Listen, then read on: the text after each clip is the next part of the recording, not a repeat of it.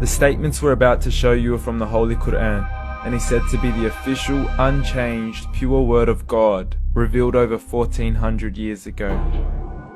Claiming to be the word of God is a heavy statement, and without proof, or if a single contradiction is found within the book, the apparent word of God will be proven false. So without further ado, let's put the book to the test.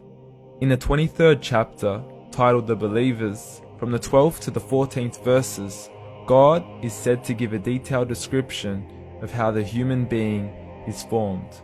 It begins by saying, "We then placed him as a sperm drop in a place of settlement, firmly fixed. Then we made the drop into a alaqa." We will translate this word very soon. "And then we changed the alaqa into a lump.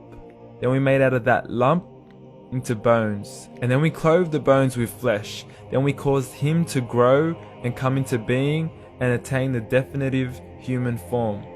In the 21st century, we can now safely say that this verse is clearly describing the process of human development in correct chronological order.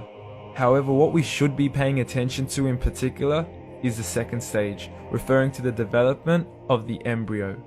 The specific word used to describe the embryo in this verse is the word alaqa. The word alaqa, when translated into English, can mean three separate things. Firstly, a blood clot, or to be suspended, that is to be hanging or clinging to something, or thirdly and finally, a leech. Now, all three definitions don't come anywhere near what we perceive to be the human embryo. So, why are these words used, and what significance do they share with the human embryo?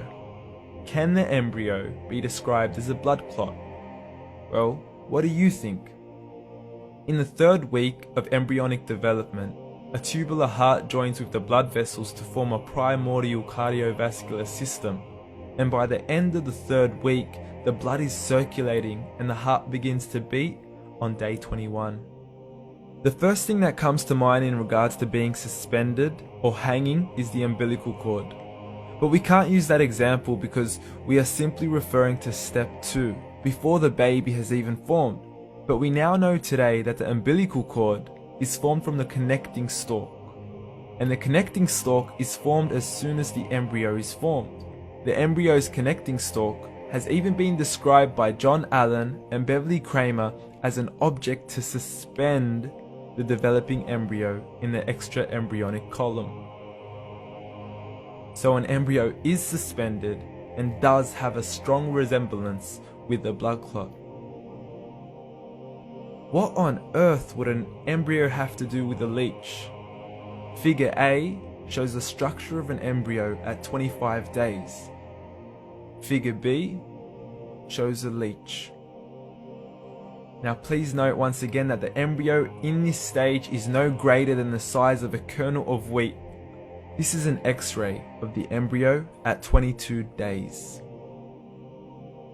This is the internal structure of a leech. It's mind-blowing stuff, but you still haven't seen anything yet. This is the head of the embryo at 22 days. The detail you are seeing right now is absolutely impossible to be seen with the human eye and can only be seen with a microscope. This is the back end of a leech. There's no other words used to describe this other than mind-blowing. The pictures we have shown you are impossible to be seen with the human eye or even to be predicted by the human mind. Once again, the verses we have shown you were revealed over 1400 years ago to a man who couldn't read nor write. Are these the words of God? Descriptions of the human embryo in the Quran cannot be based on scientific knowledge in the 7th century. The only reasonable conclusion is that these descriptions were revealed to Muhammad from God, from God, from God, from God, from God.